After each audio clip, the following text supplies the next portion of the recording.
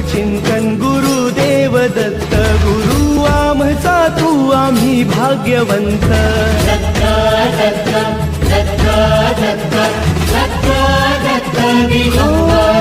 अवधूत चिंतन गुरुदेव दत्त गुरु आमचा तू आम्ही भाग्यवंत नसे जन्म मृत्यू नुरे काही खंत न प्रारंभ मध्य नसे काही अंत